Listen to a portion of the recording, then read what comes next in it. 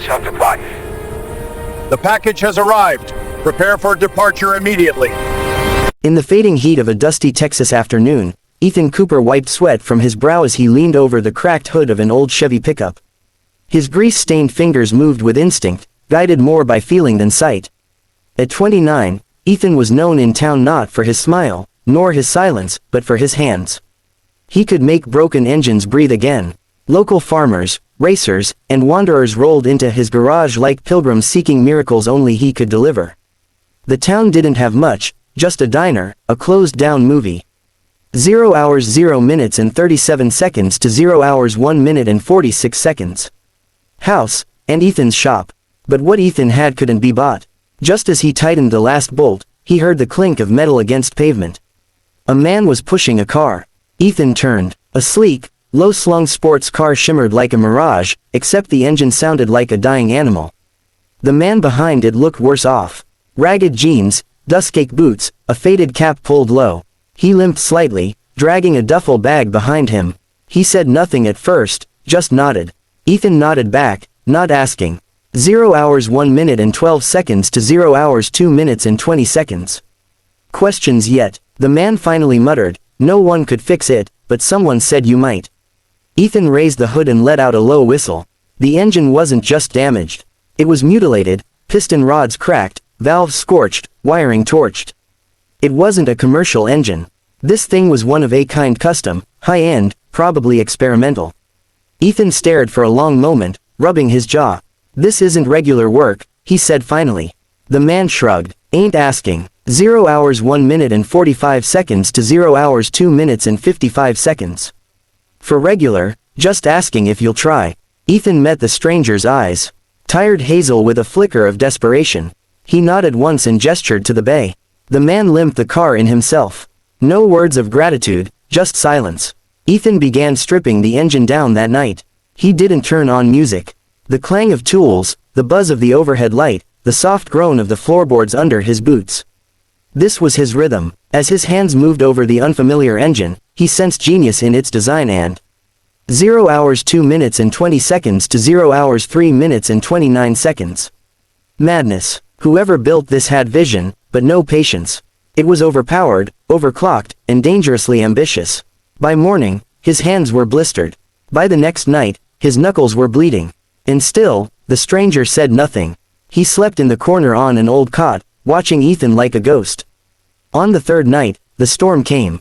Thunder cracked. Rain slammed the tin roof. But Ethan worked on. The rain washed the grease from his arms, but not his resolve.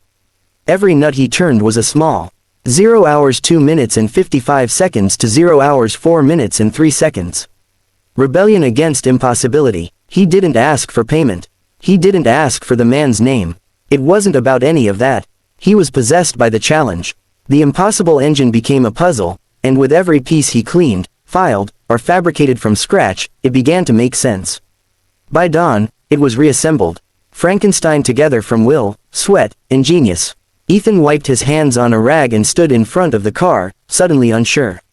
He looked at the man sleeping in the cot. 0 hours 3 minutes and 29 seconds to 0 hours 4 minutes and 42 seconds.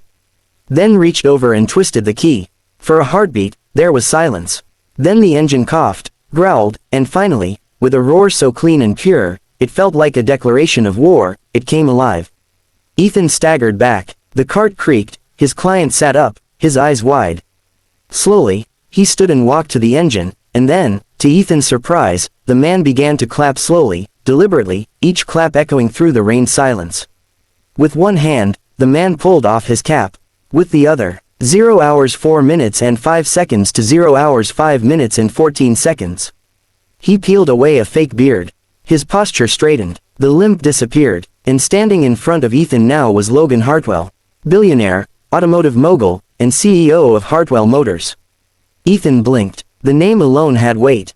Hartwell was the mind behind some of the world's most cutting-edge engines, but also a man known for eccentric decisions and sudden disappearances. "I had to know if the legend was true," Logan said softly about a mechanic in the middle of nowhere who fixed the things everyone. 0 hours 4 minutes and 40 seconds to 0 hours 5 minutes and 50 seconds. Else gave up on. Before Ethan could speak, the sound of tires crunching gravel flooded the air. Two vans rolled up sleek, unmarked, and suspiciously quiet. Doors swung open. Camera crews stepped out, followed by sharply dressed PR assistants. A boom mic rose into frame. Ethan stepped back, overwhelmed.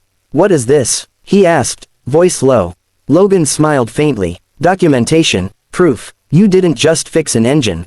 You solved a problem a billion-dollar team failed to crack, and you did it.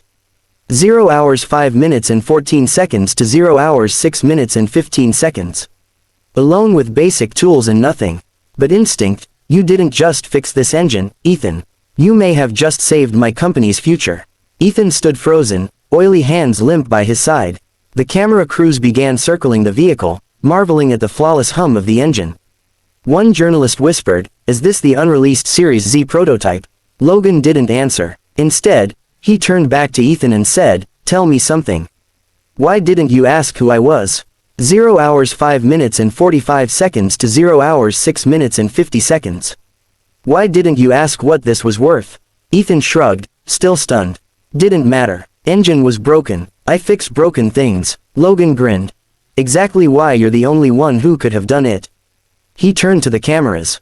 "Meet the most brilliant mechanic in America." Ethan shifted uncomfortably as microphones were pushed toward him. "Mr. Cooper, how does it feel to revive a multi-million-dollar prototype? Do you plan to work with Hartwell Motors? What do you want in return?" Ethan raised his 0 hours 6 minutes and 18 seconds to 0 hours 7 minutes and 23 seconds. Hands, blinking against the lights. "I didn't do this for headlines. I just fixed an engine."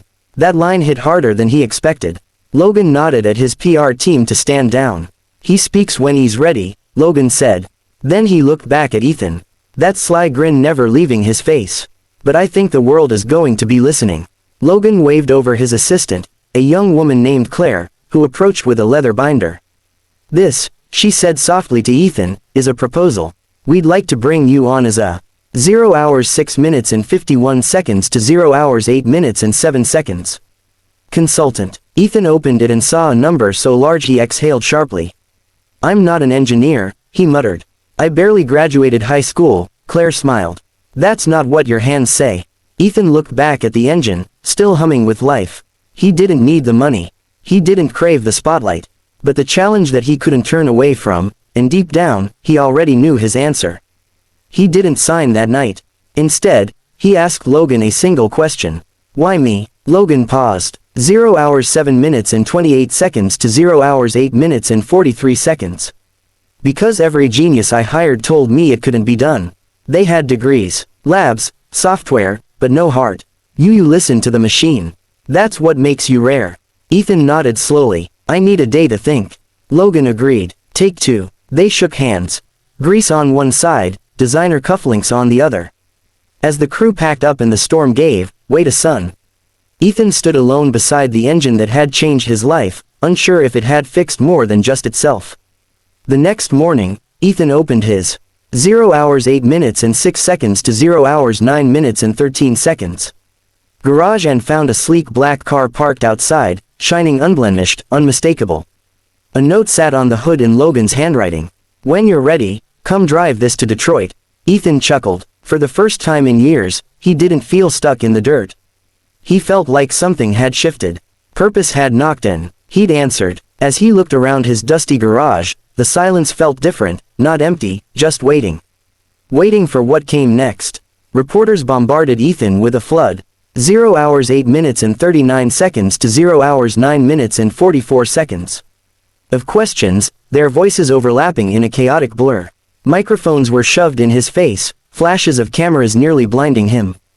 But Logan Hartwell raised his hand, silencing them all with quiet authority. "Let him speak when he's ready," the billionaire said firmly. The crowd hushed instantly. Ethan stood there in oil-stained overalls, overwhelmed by the sudden spotlight. This wasn't his world. His hands still carried grease from the engine he just brought back to life. 0 hours 9 minutes and 12 seconds to 0 hours 10 minutes and 16 seconds. He'd expected a handshake at best, not a media frenzy or national headlines by sunset. As the cameras eased away, Claire, Logan's elegant executive assistant, stepped forward. In her manicured hands was a sleek leather-bound folder. She smiled gently and offered it to Ethan.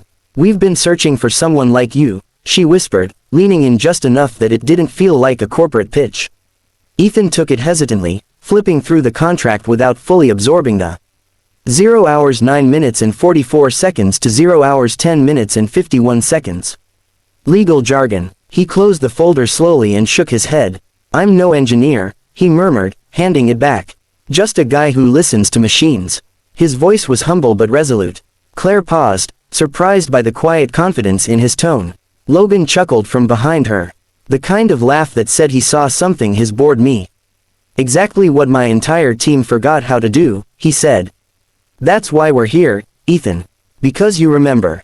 2 days later, Ethan found himself on a private 0 hours 10 minutes and 18 seconds to 0 hours 11 minutes and 23 seconds. Jet for the first time in his life. The plane hummed quietly above the clouds, sleek leather seats and polished wood.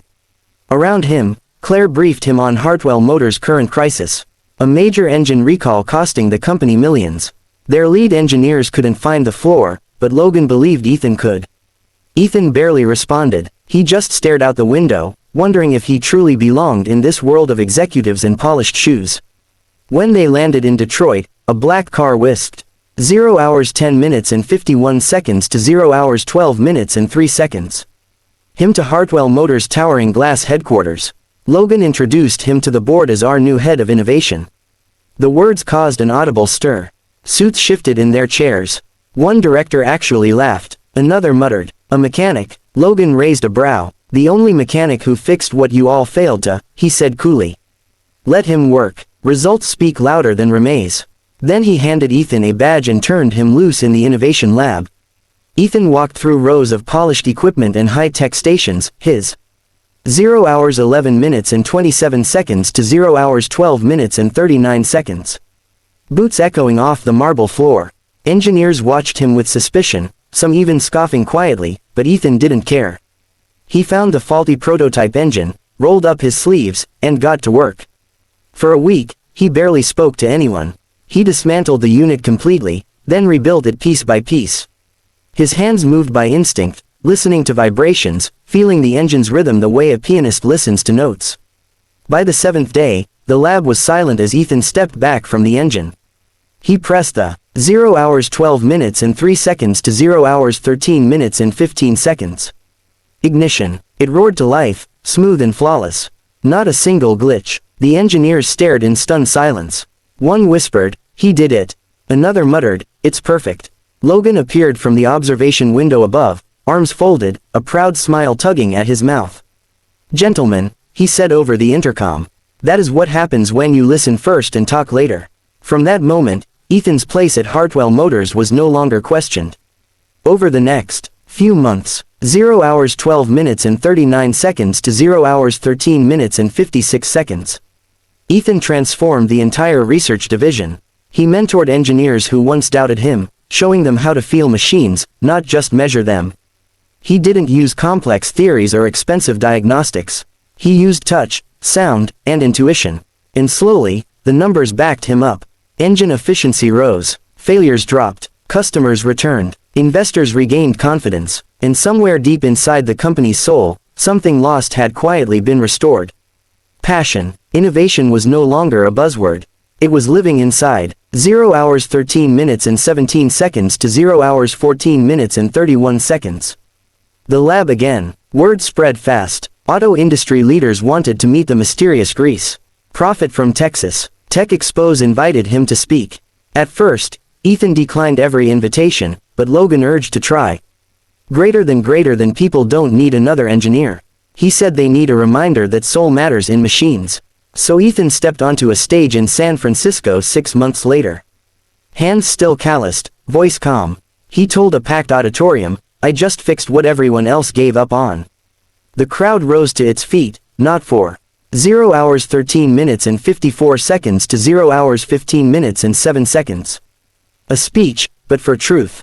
Back in Texas, Ethan's old garage was still there, dusty and humble. But now it had a new sign. Ethan's Lab Innovation That Listens. Hartwell Motors funded the remodel. Young mechanics came to train. Ethan taught them the same way he learned, by listening. Not just to engines, but to the people behind them. A single mother whose car always stalled at red lights. A veteran who needed a quiet ride because loud engines triggered his PTSD. Ethan tuned every vehicle with care. 0 hours 14 minutes and 31 seconds to 0 hours 15 minutes and 33 seconds. Saying, "Machines carry our lives. They should know how we live." One evening, after a long day of mentoring interns, Ethan sat alone by a restored vintage Mustang. Claire arrived quietly with a folder. "The board wants you to lead Artwell's entire engine division," she said. Ethan didn't answer immediately. He looked up at the stars, hands resting on the hood. "Will I still get to build with my hands?" he asked. Claire smiled. "Yes, but you'll also be building." 0 hours 15 minutes and 2 seconds to 0 hours 16 minutes and 14 seconds. Futures. Ethan nodded. "Then let's build it, right?" The offer was signed the next morning, sealing a journey no one could have predicted. In the years that followed, Hartwell Motors became the global gold standard for sustainable intuitive engine design. Ethan spearheaded projects that combined tech with human experience, engines that adjusted to emotional cues. Vehicles that responded to driving stress with comfort adaptations. The company's revenue tripled, but more importantly, its soul returned. And at 0 hours 15 minutes and 39 seconds to 0 hours 16 minutes and 47 seconds. The center of it all was a man who never forgot the sound of a broken engine's cry for help, who never forgot how it felt to be underestimated in a world that valued titles more than talent. At one expo in Chicago, a young engineer nervously asked Ethan, "What was your biggest breakthrough?"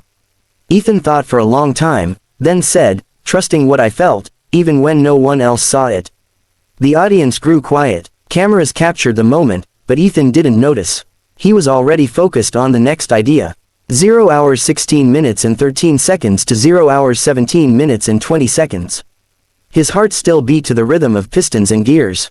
And in the far corner of the expo center, Hartwell's once broken engine sat under a spotlight, silent, gleaming, and whole. Logan Hartwell retired 5 years later, leaving the company in Ethan's hands. At the press conference, Logan said, "This isn't just a change in leadership. It's a return to belief."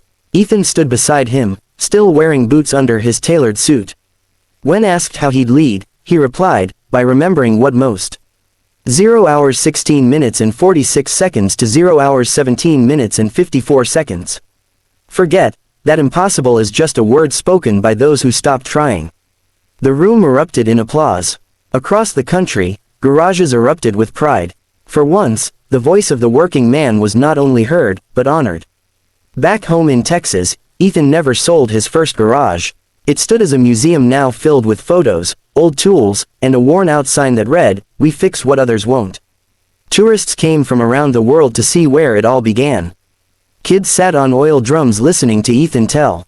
0 hours 17 minutes and 20 seconds to 0 hours 18 minutes and 22 seconds. Stories of broken bolts, lost causes, and unexpected victories. He ended each tale the same way. Sometimes the hardest thing to fix isn't the machine, it's the way. People stop believing it can be fixed at all. One rainy evening, a little boy approached him with a rusted toy engine. "It doesn't work," the boy said sadly. Ethan smiled, took the toy, and gave it a gentle shake. Something clicked. It purred softly. The boy's eyes lit up. "How'd you do that?" He, 0 hours 17 minutes and 51 seconds to 0 hours 18 minutes and 32 seconds. Asked. Ethan knelt down and said, "I listened." The boy grinned. That night, Ethan wrote those words on a plaque above the garage door. Innovation begins with listening. And as he locked up, the wind carried the sound of a distant engine purring strong, steady, and alive again.